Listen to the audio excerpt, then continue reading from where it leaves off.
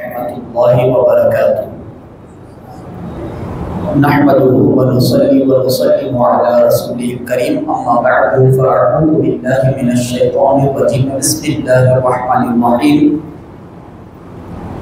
اهدنا الصراط المستقيم صراط الذين انعمت عليهم غير المغضوب عليهم ولا الضالين صدق الله العظيم وصدق رسوله النبي الأمين والمتين الكريم ونحن على ذلك لمن الشاهدين والشاكرين والذاكرين والحمد لله رب العالمين۔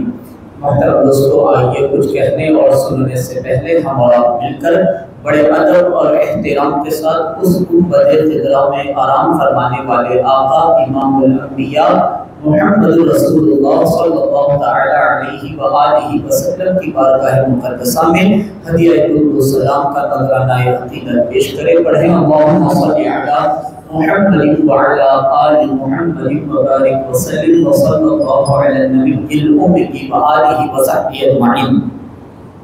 محترم دوستو، آج جو عنوان ہے وہ عقائد اہل سنت والجماعت ہے۔ عقائد اہل سنت والجماعت میں پہلی بنیادی بات یہ یاد رکھی جائے، ایک ہے معمولات اہل سنت اور ایک ہے عقائد اہل سنت، یہ دو مختلف ہیں۔ عقائد اہل سنت عقائد اسلام ہے۔ عقائد اہل سنت کیا ہے؟ عقائد اسلام ہے، کچھ الگ نہیں ہے۔ معمولات اہل سنت میں اختلاف ہے۔ کس میں اختلاف ہے؟ میلاد النبی کا جشن کرنا، 11ویں کرنا، کنڈے کرنا، فاتحہ کرنا، عرس کرنا، یہ عقائد اہل سنت نہیں ہے، یہ معمولات اہل سنت ہے۔ اہل سنت کے معمولات میں سے اس کا تعلق عقائد سے نہیں، مگر ایک اہل سنت کا بڑا طبقہ ہے وہ اسی کو عقائد سمجھتا ہے۔ کیا سمجھتا ہے؟ ہاں، عقائد اہل سنت میں سب سے پہلے اللہ پر ایمان ہے۔ سب سے پہلے کیا ہے؟ اللہ پر، اللہ کی ذات و صفات پر ایمان، توحید کا درست ہونا۔ اب یہ پورے عقائد کی کتابیں ہیں، زیادہ تر جتنے بیان میں ہیں اتنے رکھا میں بس، اور بھی ہیں عقائد کی کتابیں۔ تو عقائد کی کتابوں میں سب سے پہلے کلام اللہ تعالیٰ پر عقیدے کا درست ہونا ہے۔ کس کا ہے؟ اللہ پاک کے بارے میں عقیدے کا درست ہونا۔ اللہ کو مانا جائے تو کیسے مانا جائے؟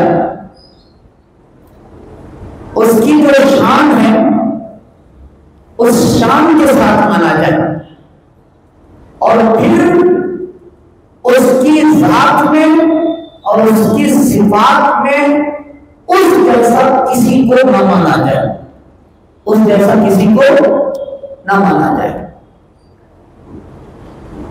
اگر کسی نے اللہ کی صفات میں کسی غیر کو شریک کیا تو یہ شرک ہے، توحید کی ضد ہے۔ توحید کی کیا ہے؟ ضد ہے، یہ شرک ہے۔ اب پھر یہ یاد رکھیے کہ عام طور پر اللہ تعالیٰ کی ذات میں نہ تو کوئی شریک ہے، شرک کرتا ہے ذات کے اعتبار سے، اور نہ صفات کے اعتبار سے اللہ کی جیسی صفت ہے ویسا کسی مخلوق میں کوئی بندہ تصور کرتا ہے، عموماً ایسا نہیں ہے، یہ یاد رکھیے۔ ہاں، اگر کرے گا تو کیا ہوگا؟ مشرک۔ کیا ہوگا؟ کرے گا تو مثال اللہ تعالیٰ دیکھنے والا ہے، اللہ تعالیٰ ہے نا بصیر، دیکھنے والا ہے، اور اللہ نے بندے کو بھی دیکھنے والا بنایا ہے۔ تو یہ دیکھنا جب اللہ کی صفت ہے اور یہی صفت بندے نے بھی اس نے رکھی ہے، تو اب اس صفت کے معاملے میں کیا یہ عقیدہ بن گیا کہ اللہ کے سوا کسی کو بصیر ماننا یہ یعنی شرک ہو جائے گا، اور بندے کتنے بصیر ہیں اب اس معنی میں یہ سارے بندے اللہ کی اس صفت میں شریک ہو جائیں گے، یہ ساری باتیں کہیں لانا ہے. یہ ساری باتیں کیا ہے؟ بلکہ عقیدت یہ ہے اللہ تعالیٰ اپنی صفت میں جیسا ہے ویسا ماننا. جیسے اللہ وزیر ہے، دیکھنے والا، تو اللہ تعالیٰ کی کیا شان ہے؟ وہ بغیر آنکھ کے دیکھتا ہے. وہ دیکھنے کے لیے ذریعے کا محتاج نہیں، دیکھنے کے لیے کس کا محتاج نہیں ہے؟ اور بندہ دیکھنے کے لیے کس کا محتاج ہے؟ تو پتا کیا چلا؟ بندے کا بصیر ہونا اور ہے اللہ کا بصیر ہونا. اچھا، اللہ جو دیکھتا ہے نا تو وہ کسی کی دی ہوئی طاقت سے نہیں دیکھتا، اپنی ذاتی طاقت سے دیکھتا ہے. اور بندہ جو دیکھتا ہے یہ اللہ کی دی ہوئی طاقت سے دیکھتا ہے. اچھا، بندہ جب دیکھتا ہے تو اس کی نظر محدود ہے، اس کا دیکھنا کیا ہے؟ محدود ہے. بندے کی نظر کیا ہے؟ محدود ہے. اس کا دیکھنا کیا ہے؟ محدود ہے. اس کی نظر پر حد ہے. مگر اللہ تعالیٰ جو دیکھتا ہے تو اس کی نظر اور اس کا دیکھنا لامحدود ہے. اس کا دیکھنا کیا ہے؟ لامحدود ہے. تو اب بات صاف ہو گئی. اس صفت میں بندے خدا کے شریک ہوئے نہیں ہوئے، مسئلہ صاف ہو گیا. اب بتایا یہ جاتا ہے کہ اس صفت بصارت میں اللہ نے بندے ان صفت بصارت دی ہے، اس صفت کا ایک مظہر بنایا ہے. کیا بنایا ہے؟ بس ایک مظہر ہے. وہ حقیقت میں جیسے اللہ کی شان ہے صفت میں ویسے بندے کا معاملہ نہیں ہے. بالکل یہ فرق جیسا سمجھ میں آیا. ایک اور فرق بتاتا ہوں. مولا کیا ہے؟ مولا کا مطلب مددگار. اللہ تعالیٰ مولا ہے، یہ صفت ہے اس کی. کیا ہے؟ صفت ہے. اللہ مولا ہے، مولانا ہے. وَأَنْتَ مَوْلَانَا فَانْصُرْنَا عَلَى الْقَوْمِ الْكَافِرِينَ. اے اللہ تو ہمارا مددگار ہے، تو ہمارا مولانا ہے، ہمارا مددگار ہے. تو یہ مولا جو ہے نا، مولا صفت ہے اللہ کی، مدد کرنے والا. تو اب اس صفت میں کوئی اس کا شریک نہیں. اس صفت میں کوئی اس کا شریک اس جیسا نہیں ہے. مطلب کیا ہے؟ اس جیسا نہیں ہے. مثال، اب بندے بھی ایک دوسرے کی مدد کرتے رہے تو بندے بھی ایک دوسرے کے مولا ہے. بندے بھی ایک دوسرے کے، جیسے کہ قرآن میں اللہ پاک نے مقام پر فرمایا اے میرے پیغمبر آپ کا مددگار اللہ ہے، جبریل ہے، فرشتے ہیں، مومنین ہیں، آپ کے مددگار ہیں. تو اللہ نے اپنے کو بھی مددگار بتایا، جبریل علیہ السلام کو بھی مددگار بتایا، مومنین کو بھی کیا بتایا؟ انصار کا مطلب کیا ہے؟ انصار کا مطلب کیا ہے؟ مدد کرنے والے. تو جو انصار صحابہ ہیں وہ انصار کے ہوتے، یہ انصار نبی ہے، یہ نبی کے مددگار صحابہ ہیں، نبی کے کام میں، نبی کے رشد میں. بات سمجھ آ رہی ہے آپ کو؟ تو اب یہ یعنی بندوں کو، مخلوق کو، ایک مخلوق دوسرے مخلوق کی مدد کر رہی ہے اور ایک ہی مخلوق میں باہم ایک دوسرے کی مدد کر رہے ہیں. تو یہ کس نے بنایا؟ اللہ نے بنایا. اب ایک بات سنیے، بندہ مدد کرنے کے لیے اذن اور سبب کا محتاج ہے. کسی کی ہیلپ کرنا ہے تو پھر بندہ سبب کا محتاج ہے. کسی کو مالی تعاون کی ضرورت ہے، ایک بندہ وہ تعاون کرنا چاہ رہا، یعنی اس کی بندے کی مدد کرنا چاہ رہا، بغیر مال کے کر سکتا. مال کا سبب ہونا ضروری ہے. سمجھ رہے ہیں؟ ایک بندہ بھوکا ہے، ایک بندہ اس کو کھلا کے اس کی مدد کرنا چاہ رہا، تو جب تک کھانے کی چیز نہیں ہوگی تو مدد کیسے ہوگی؟ تو مخلوق مدد کرنے کے معاملے میں سبب کی محتاج ہے. اللہ تعالیٰ مدد کرنے کے معاملے میں سبب کا محتاج نہیں، وہ بغیر سبب کی مدد کرتا ہے. بات سمجھ آ رہی ہے؟ بدر کے میدان میں فرشتے مدد کرنے آئے تھے، نہیں آئے تھے؟ آئے تھے نا. اب اچھا بتاؤ، اللہ تعالیٰ کا اذن داخل تھا کہ نہیں؟ اللہ تعالیٰ نے چاہا تو وہ رد کرنے آئے نا. اللہ تعالیٰ نہیں چاہتے تو فرشتے آتے تھے. سمجھ رہے بات کو؟ اب اللہ کو فرشتوں کی ضرورت نہیں ہے مدد کرنے کے لیے. اللہ تعالیٰ اگر بدر والے جس زمین پہ بدر کی کھڑے ہیں مشرکین، اللہ تعالیٰ زمین کو حکم دے تو ہماری شیمت کرتی تھی. اللہ تعالیٰ تو فرشتوں کے موجود نہیں ہے نا. مگر اللہ تعالیٰ نے اپنی اسی صفت کا اظہار کروایا اور مخلوق نے بتایا کہ میری مخلوق میں بھی میں نے اپنی اس صفت مولا کا مظہر رکھا ہے. جیسے بصیر کا مظہر ہے، سمیع کا مظہر ہے، اسی مولا کا بھی مظہر ہے. اسی لیے انبیاء اور اولیاء کے تعلق سے جب مددگار ہونے کا عقیدہ بیان کیا جائے تو اس قید کے ساتھ بیان کیا جائے کہ انبیاء اور اولیاء اسی وقت مدد کر سکتے ہیں جب اللہ کی مرضی ہوگی. بغیر اذن اللہ کے کوئی نبی مدد نہیں کر سکتے، نہ کوئی ولی مدد کر سکتے. سمجھ آئی بات؟ آئیڈیا؟ ہاں میں دوسری پارٹی کا آدمی نہیں ہوں. اب مسئلہ یہ ہے اہل سنت میں توحید بیان نہیں کرتے. ہم دیکھیے توحید کے بیان کرنے کا معنی یہ نہیں ہے کہ آپ انبیاء کی توہین کریں. اگر آپ کے پاس یہ معنی ہے توحید کا تو یہ کوئی توحید نہیں ہے. توحید کا اصل معنی تو یہ ہے کہ اللہ کی جو شان ہے وہ شان بتائی جائے اور اللہ نے جن جن کو وہ شانیں عطا کی ہے ان کے اندر وہ شان بھی موجود ہے. انبیاء کو اللہ نے شانیں دی ہے، اولیاء کو شان دی ہے نا. ایسا تھوڑی ہوگا کہ ان کی شان کو ہٹا کر آپ اللہ کی شان بیان کریں. تو یہ طریقہ دوسری پارٹی کے لوگوں نے بنائے رکھا ہے توحید کا. تو اب دیکھو 20-25 منٹ میں یہ کوئی بیان کرنے کی چیز نہیں ہے، مختصر سنو. عقائد میں پہلے کیا ہے؟ اللہ کے بارے میں صحیح عقیدہ، اور دوسرے نمبر پر ہے انبیاء کے بارے میں عقیدہ. انبیاء رسول علیہ السلام، اور پھر تیسرے نمبر پر ہے کتابوں پر عقیدہ. کتابوں پہ عقیدہ رکھنا. کیسا عقیدہ ہمارا؟ تورات، انجیل، زبور، قرآن اور دیگر کتاب اللہ تعالیٰ نے جو بھی نازل فرمائی. اور فرشتوں پر ایمان، فرشتوں پر عقیدہ، یہ ہے عقائد اہل سنت. یہ پھر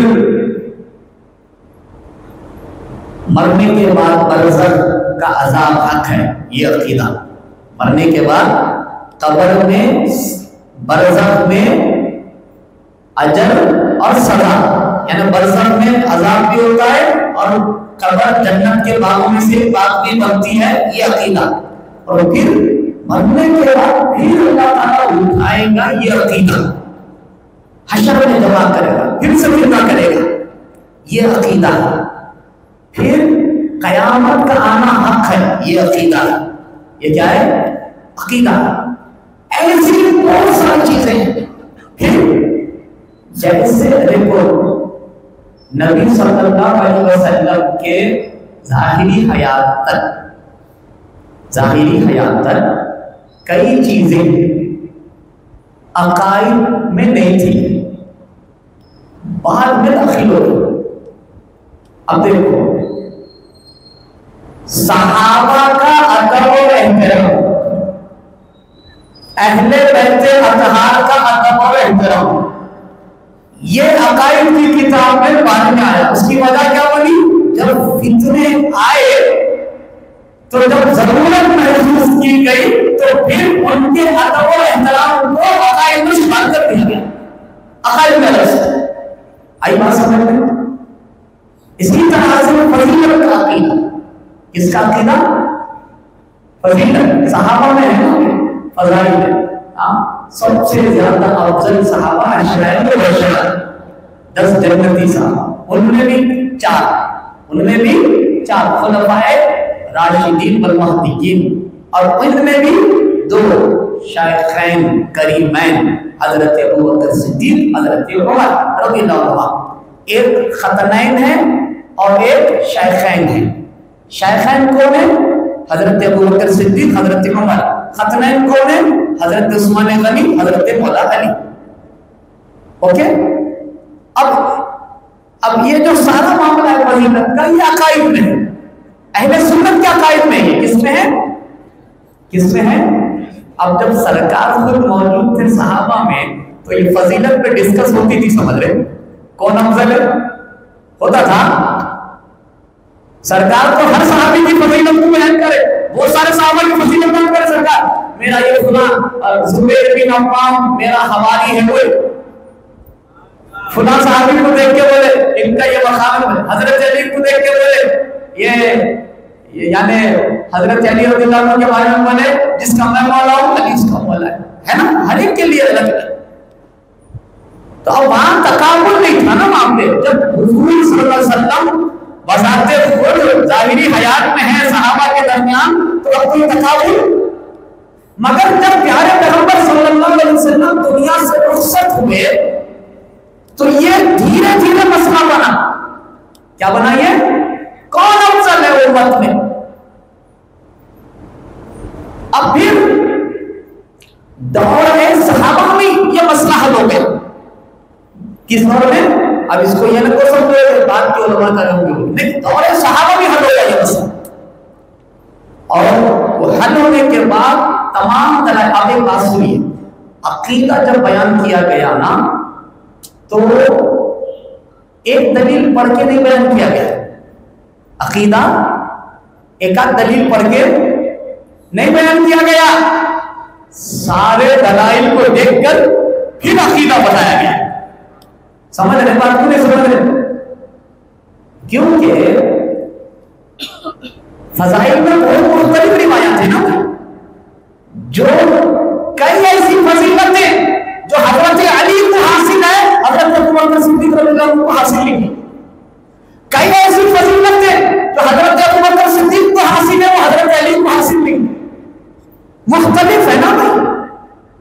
اب سرکار نے مولا حضرت ابوبکر صدیق کے لیے اعلان تھوڑی کیا، حضرت علی کے لیے کہیے مختلف، تو اس میں آتا ہے جزوی اور کلی۔ تو جزوی فضائل بہت سارے صحابہ کے پاس ہے، مگر کلی طور پر سارے صحابہ میں افضل کو، اب یہ ہے عقیدہ۔ اب اس کے لیے سارے دلائل و فضائل کو دیکھنے کے بعد اکابر علماء اہل سنت نے کتابیں مرتب کی عقائد کی، اور اس میں واضح طور پر مختصر فضیلت کو بھی بیان کر دیا، افضلیت کو بھی بیان کر دیا، اور ساری چیزیں بیان کر دی۔ اسی لیے ان کتابوں کو بولتے ہیں کتاب العقائد۔ کیا بولتے ہیں؟ عقائد کی کتاب۔ اب بتائیے اجماعی امت کا عقیدہ کیا ہے؟ سب سے افضل کون ہے؟ حضرت ابو بکر صدیق رضی اللہ عنہ، یہ افضلیت رکھتے ہیں کل صحابہ میں، صحابہ ہی نہیں کل امت، صحابہ سے لے کر قیامت تک جتنی امت ہے بعد الانبیاء افضل ہے۔ اب یہ دیکھو ٹائم نہیں ہے، عقائد کی کتابوں میں یہ پہلی کتاب شرح فقہ اکبر، کیا نام ہے؟ یہ سب نصاب میں داخل ہے کتابیں۔ کس میں داخل ہے؟ جو جامع نظامیہ میں پڑھے کرے ہیں، دیگر مدارس میں پڑھے ہیں، نصاب میں ہے یہ جو مولوی فاضل بنتے ہیں نا، یہ نصاب میں ہے شرح فقہ اکبر۔ اب یہ کس کی کتاب ہے؟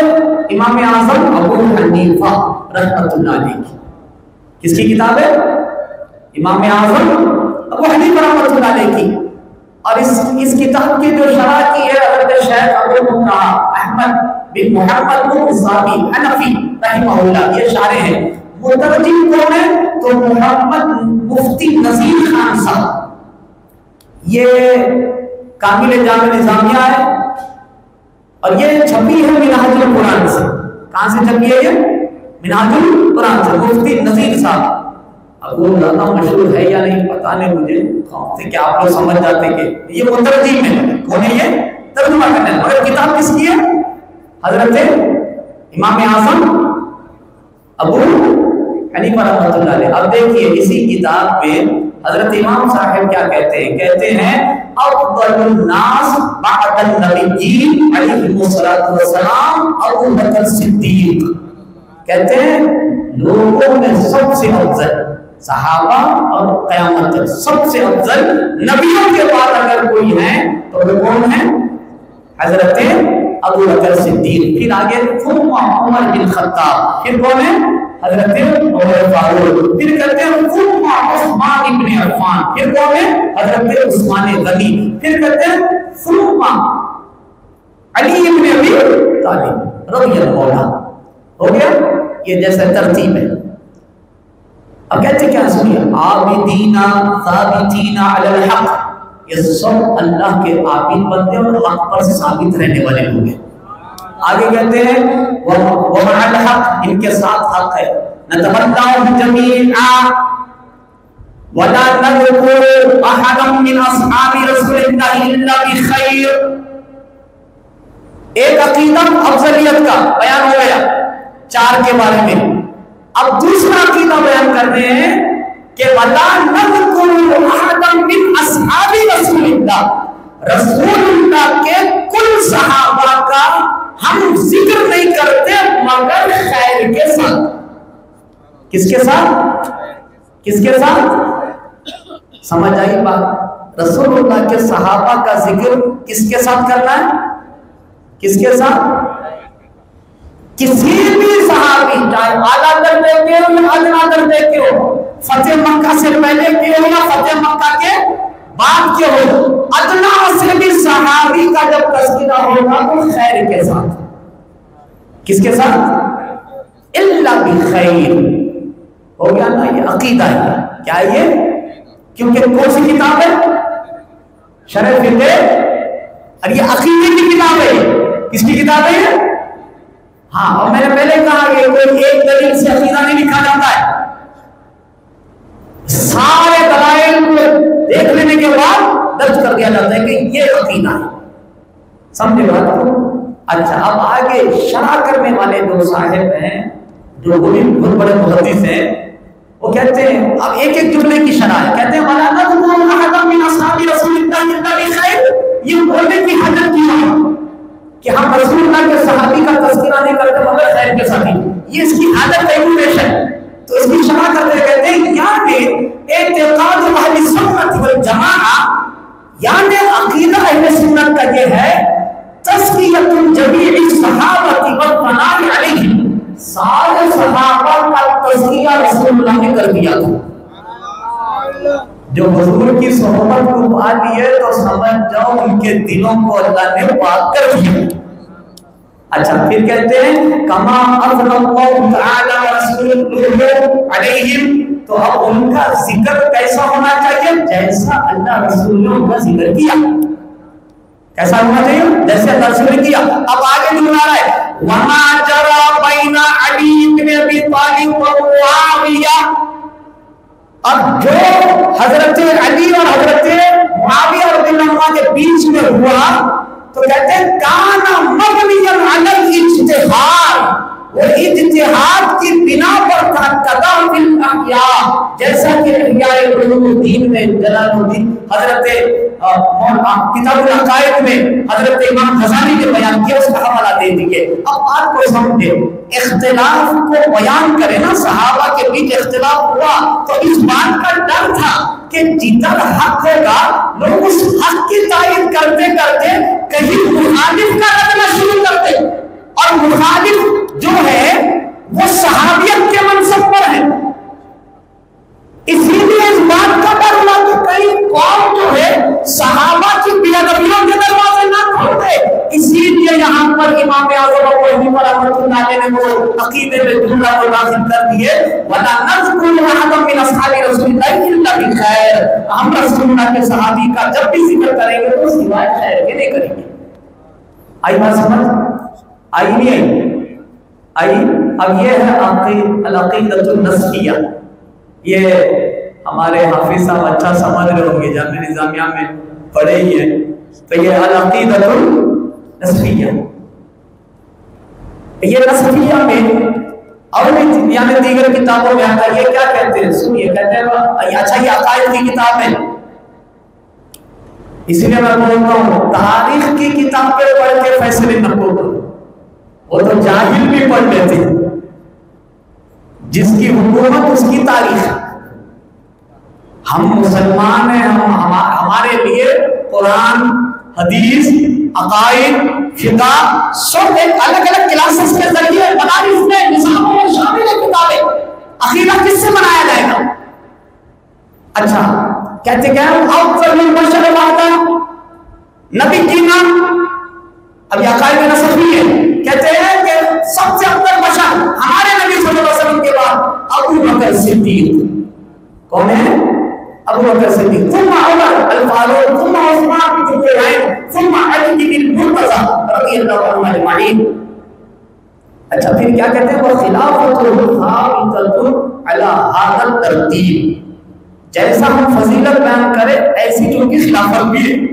پہلے خلیفہ جیسے پہلے جو افضل ہے وہ پہلے خلیفہ دوسرے۔ اب ایک بات سنو، اسکول لوگوں نے الٹا کر دیے، پہلے خلیفہ جو ہے وہ پہلے افضلیت میں پہلے، دوسرے خلیفہ جو ہے ان فضیلت میں دوسرے، تیسرے خلیفہ جو ہے ان فضیلت میں تیسرے، چوتھے خلیفہ جو ہے ان فضیلت میں چوتھے۔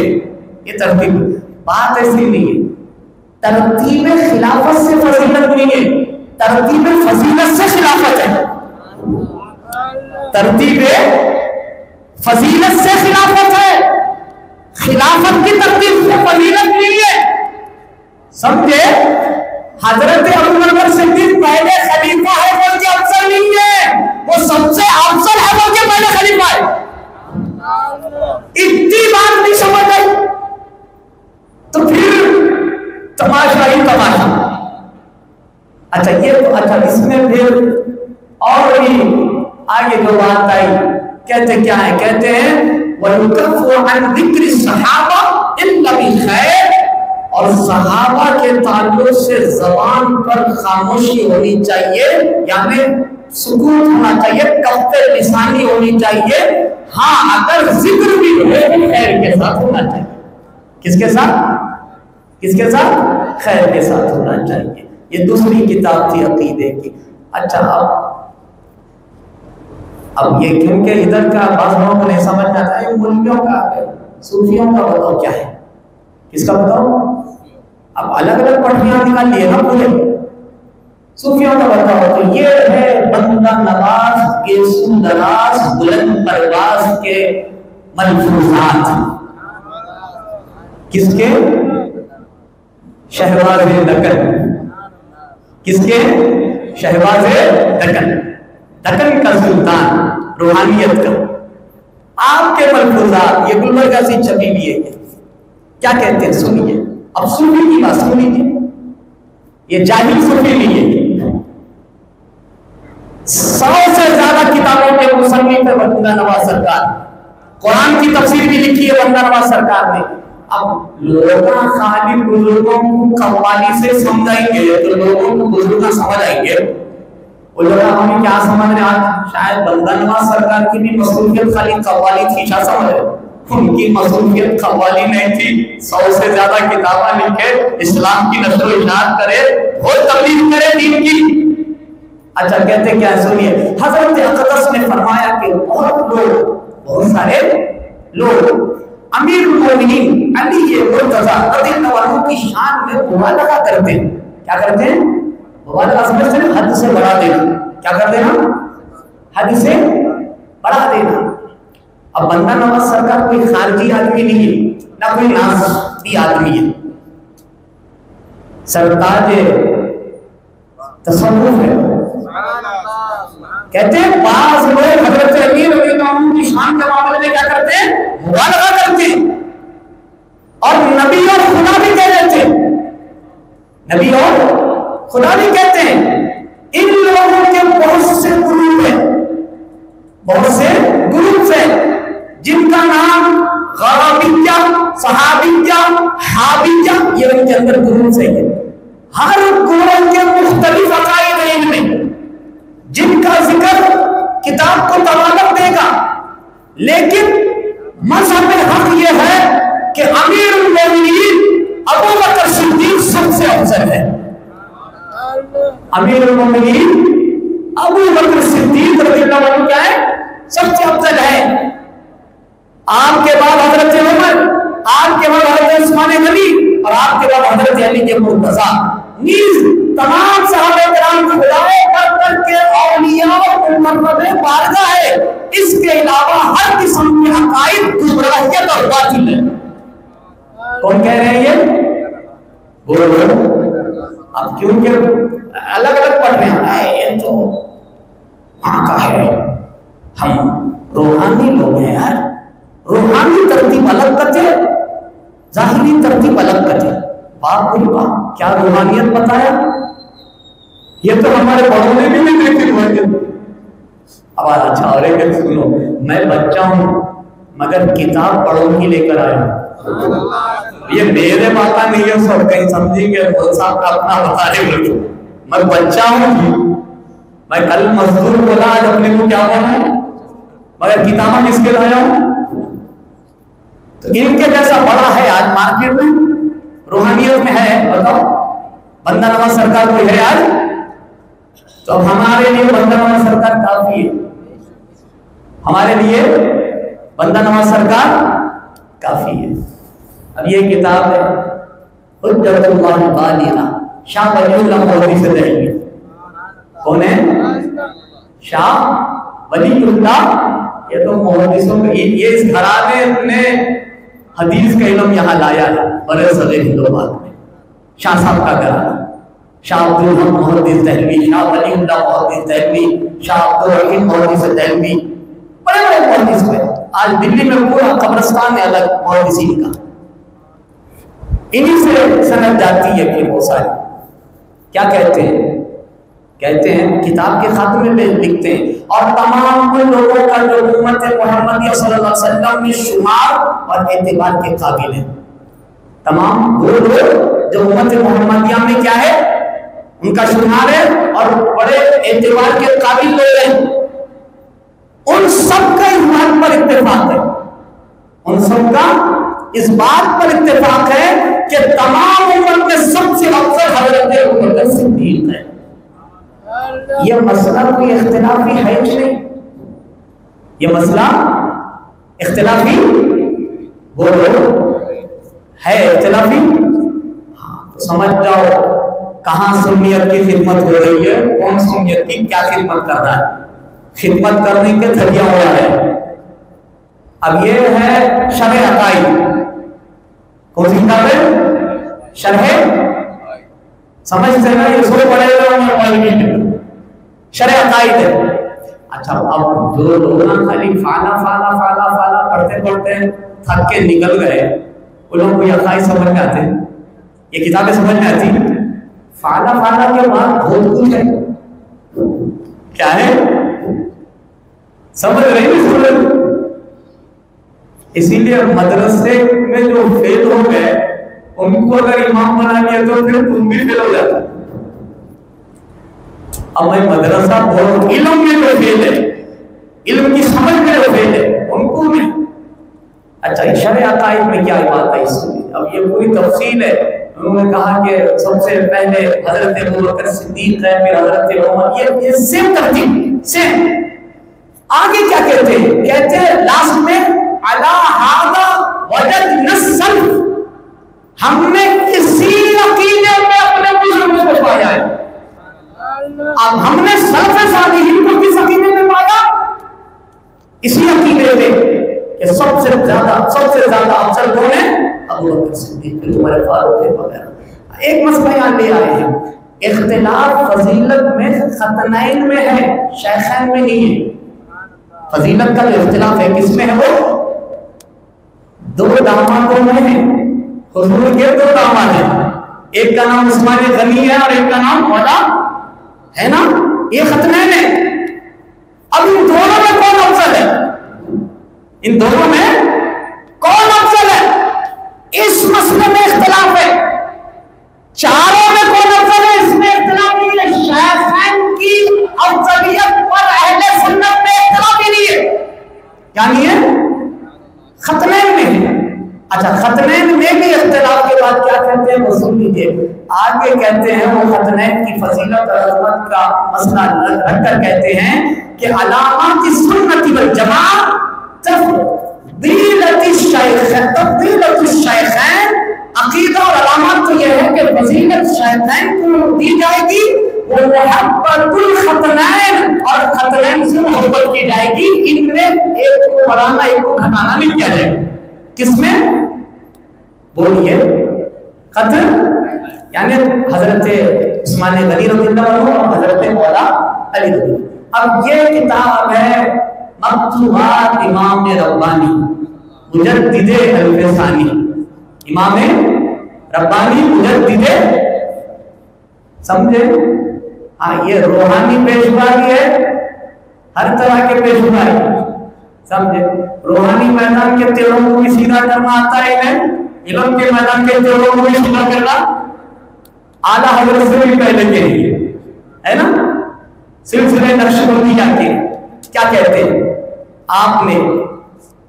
اچھا اب انہوں نے تفصیل دی، بہت زیادہ تفصیل رکھی ہے، مگر خلاصہ کیا رکھا وہ دیکھ لیجیے۔ خلاصہ کہتے ہیں کہ اور وہ اختلافات حضور اکرم صلی اللہ علیہ وسلم کے صحابہ کرام میں واقع ہوئے، وہ اختلافات جو صحابہ کے درمیان کیا ہوئے؟ پیش آئے، ہرگز خواہش نفس کے تحت نہیں تھے۔ کس کے تحت نہیں تھے؟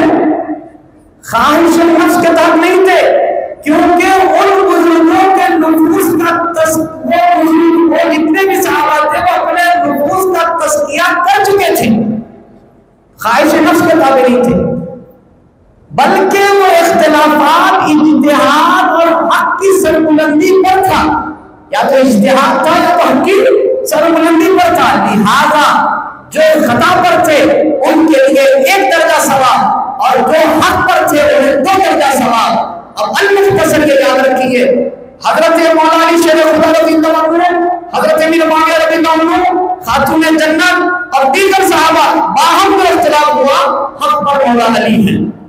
حق پر کون ہے؟ حق پر کون ہے؟ سمجھ آ گئی بات؟ حق پر کون ہے؟ یہ عقیدہ ہے اہل سنت کا، حق کس کے ساتھ ہے؟ حضرت مولا علی شیر خدا رضی اللہ عنہ کے ساتھ ہے۔ مگر اب سنیے آگے کیا کہتے ہیں، اس لیے اب یہ تو ہے حق تو مولا علی کے ساتھ ہے، مگر اب جو مقابل پر ہے حضرت علی کے مقابل ہیں، ان کے پاس شرف صحابیت ہے۔ کیا ہے؟ شرف صحابیت ہے۔ تو کہتے ہیں اس لیے زبان کو ان کی شان کے خلاف کچھ کہنے سے روکنا اور سب کو اچھائی کے ساتھ یاد کرنا ضروری ہے۔ یہ کون کہہ رہے ہیں؟ حضرت بولیے امام ربانی مجدد الف ثانی۔ بات سمجھ آ گئی آپ کو؟ آئی نہیں آئی؟ ہاں تو بیاج میں دیتے آئے ہوتے نے کیا میں بولا پہلے، ورنہ عقائد 14 صدیوں میں جتنے بھی عقائد کی کتابیں لکھی گئی، صوفیہ نے جو کتابیں لکھی سب میں یہ مسئلہ واضح ہے، اس پر کوئی افضلیت پر کوئی اختلاف، افضلیت صدیق اکبر رضی اللہ عنہ پر کوئی اختلاف، بولیے کوئی اختلاف نہیں۔ اب ایک بات یاد رکھیے، اب وہ شروعات میں ہم نے جو کہا آپ سے، آج عقائد اہل سنت میں میلاد النبی کا تحفظ کرنے کے لیے مت نکلو، 11ویں کا تحفظ کرنے کے لیے مت نکلو، کنبوں کا تحفظ کرنے کے لیے مت نکلو۔ آج اہل سنت کے اندر جس عقیدے کا تحفظ بہت زیادہ ضروری ہے وہ افضلیت ابو بکر صدیق کے عقیدے کا تحفظ ضروری ہے۔ بولو کون سا عقیدہ؟ بولو جی، نہیں سمجھے کیا؟ سمجھ آ رہا نہیں آ رہا؟ ہاں خطبے سنتے جمعہ کے خطبوں میں بھی ایک بات بولی جاتی ہے جو میں آپ کو بولا، خطبوں میں بھی یہی بات بولی جاتی ہے، سلمن و قلبن سب کا کی بلی ہے۔ بات سمجھ آئی کہ نہیں؟ تو آج کس عقیدے کا تحفظ زیادہ ضروری ہے اہل سنت میں؟ شیخین کی افضلیت کا۔ اور ایک بات یاد رکھیے، اس بات کو بھی اچھی طرح ذہن میں بٹھائیں. پہلے ہم وہابیوں سے مقابلہ کرتے تھے اور لوگوں کو بچاتے تھے، خانقاہوں میں بھیجتے تھے، مگر اب تو وہاں سے بھی بچانا پڑا لوگوں کو. رب کو لے بھائی وہاں گیا تو یہ تماشا لے کے آ رہا ہے، سمجھ رہے؟ بدعقیدہ اگر دیوبندی ہے تو اس کا رد جیسا ہونا چاہیے ویسا ہی اس بندے کا بھی رد ہونا چاہیے. تو خانقاہ میں بیٹھ کر عقیدہ اہل سنت پر حملہ کرے، کیونکہ گمراہ تو گمراہ ہے، بے ادب تو بے ادب ہے، چاہے وہ وہابیت میں ہو یا دیوبندیت میں ہو یا کسی جماعت میں ہو، چاہے وہ اہل سنت میں ہو یا کسی جماعت میں ہو، جہاں بدعقیدگی ہوگی علماء اہل سنت پر فرض ہے کہ اس بدعقیدگی کا رد کریں. کس کا رد کریں؟ سمجھ آئی بات؟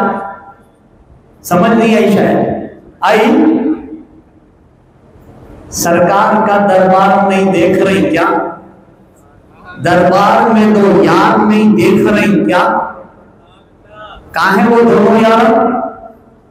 سرکار کا دربار دیکھے نہ دیکھے، اور دربار میں دو یاروں کو دیکھے نہ دیکھے، اور صدیق کی امامت میں مقتدیوں میں حیدر کرار کو نہیں دیکھے کیا؟ اور دولہا بنے آئے ابو بکر کے گھر میں کونین کے سردار نہیں دیکھے کیا؟ سرکار کو دولہا بن کے گئے ابو بکر صدیق رضی اللہ عنہ کے گھر، اور حضرت ابو بکر صدیق رضی اللہ عنہ نے اپنی بیٹی پیش کر دی. تو محترم دوستو، فضائل اپنی جگہ، خیر ہم عقیدہ بیان کر رہے ہیں، فضائل نہیں. کیا بیان کر رہے ہیں؟ کیا بیان کر رہے ہیں؟ بات ٹائم ہو گیا. تو آج یہ ہمیشہ یاد رکھیے، میں کیونکہ میلاد کے اوپر، 11ویں شریف کے اوپر، کلثوم کے اوپر، فاتحہ درود السلام کے اوپر یہ معمولات ہے، عقائد ہیں. اگر کوئی نہیں کرتا تو میں اہل سنت سے خارج نہیں ہوتا. بولو جی، میلاد نہیں کرنا تو اہل سنت نہیں رہتا کیا؟ ہاں رہتا. ہاں افضلیت شیخین کو نہیں مانا تو اب رہتا. بولو جی کیوں؟ کیونکہ عقائد اہل سنت میں ہے. کس میں وہ؟ ہاں میلاد منانا عقائد اہل سنت نہیں ہے، وہ معمولات اہل سنت ہے. فاتحہ کنڈے وغیرہ سب، ورنہ میلاد کے نام پہ بھی، جلوس کے نام پہ آج تو مسائل ایسے ہیں کہ ایک بات یاد رکھیے، ہمارے اوپر جتنے بھی اعتراضات ہیں نا، ہماری جاہل عوام کی وجہ سے ہے. اہل سنت پہ جتنے بھی اعتراضات ہیں نا، وہ کس کی وجہ سے ہے؟ اہل سنت کی جاہل عوام کی وجہ سے ہے. اور اہل سنت کے علاوہ جتنے بھی ہیں نا، ان کے اوپر جو اعتراضات ہیں ان کے مولویوں کی طرف سے. جتنے بھی یہ جو دیوبندی ہے، وہابی ہے، جماعت اسلامی ہے، پبلک سے کچھ بھی نہیں ہے. ان کے بڑے جو کتابوں میں لکھے اس سے اختلاف ہے. ہمارے یعنی اہل سنت کو مخالف جماعتوں کے مولویوں سے ہے، اور مخالف جماعت والوں کو اہل سنت کی عوام سے ہے. مسئلہ اب اہل سنت کے بھی رہنماؤں کو کیا چاہیے؟ وہ ادھر جنگ کرنے کے بڑے ادھر سدھارنا شروع کر دیں. ادھر سدھار دیے بڑے لوگوں کو موقع ملتا. اب مثال کے طور پر میلاد کے نام پہ یہاں سے جب جاتے رہو جلوس سے میلاد، باجے بجتے تھے بجتے، ہاں مرفا بھی بجتا. میرا بچپنا گزرا سا اس لیے مرفا بھی بجتا، باجے بجتے بھی تھی. کس کیا کون سا جلوس ہے وہ؟ ہاں ذرا بولنے سے پہلے سوچو بھی، باجے بجائے جا رہے ہیں اور جلوس کون سا ہے؟ پیارے آقا صلی اللہ علیہ وسلم کی حدیث ہے، اللہ نے مجھے اس لیے مبعوث کیا کہ میں میوزک کو ختم کر دوں. کس کا خاتمہ کر دوں؟ میوزک کا خاتمہ کر دوں، موسیقی کا خاتمہ کر دوں. اس لیے اللہ نے مجھے مبعوث کیا.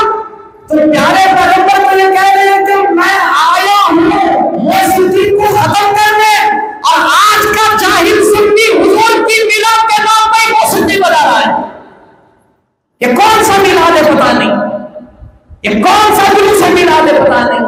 نہ ادب نہ احترام. میں تو کہتا ہوں یہ کوئی میلاد والا جلوس نہیں ہے، یہ سیاسی لیڈروں کی سیاست والا جلوس ہے.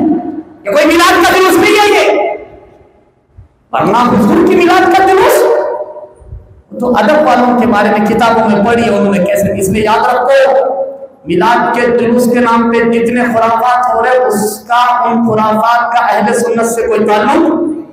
جامعہ نظامیہ کا واضح فتویٰ بھی بہت سال پہلے ہی آ گیا تھا، کئی چوراہوں پہ بھی لگایا گیا تھا، بہت ساری چیزیں واضح کر دی گئی. اس کے بعد بھی آپ دیکھ لیجیے اب اہل سنت کے علاوہ جتنے بھی ہیں وہ نہ کیا دیکھ کے اعتراض کرتے ہیں، کیا دیکھتے ہو نا.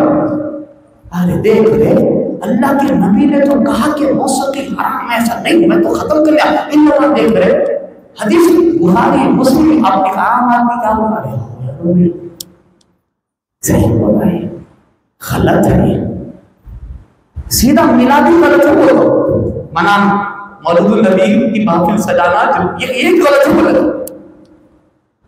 تو موقع کون دے رہے، کون دے رہے بولو. یہی مسئلہ ہے اہل سنت کا.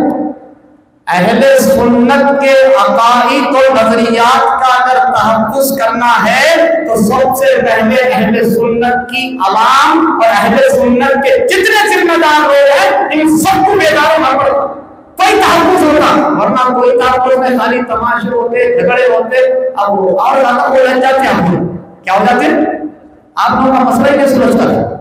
سلجھتا مسئلہ بس ان کا یہ اعتراض، ان کا وہ جواب، ان کا یہ اعتراض، ان کا وہ جواب، یہی چل لیتے رہتا. آپ کیا بولے تو میلاد کرنے والا بولتا میں کٹر سنی ہوں بولتا.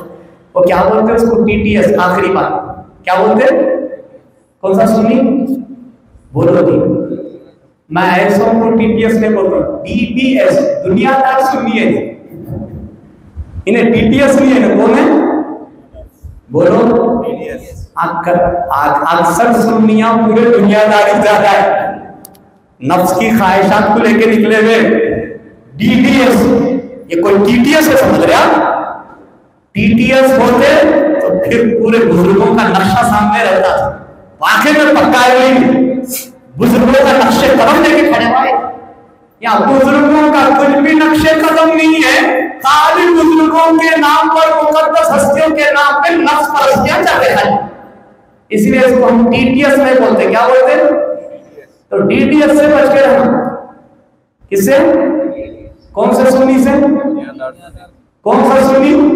اچھا بولو سن لیے نا، سمجھ گئے نا. دنیا دار بچ کے رہنا. اور عقیدہ عقائد میں اصل معاملات الگ ہے، عقائد سمجھ کے نہ یہ مسئلہ. اللہ تعالیٰ سے دعا کہنے سننے سے زیادہ اللہ پاک ہم سب کو توفیق عمل دے. اللہم صلی علی محمد وعلی آل محمد وبارک وسلم. ربنا آتنا فی الدنیا حسنۃ وفی الآخرۃ حسنۃ وقنا عذاب النار. وصلی اللہ علی النبی الأمی وآلہ وصحبہ اجمعین برحمتک یا ارحم الراحمین والحمد للہ رب العالمین.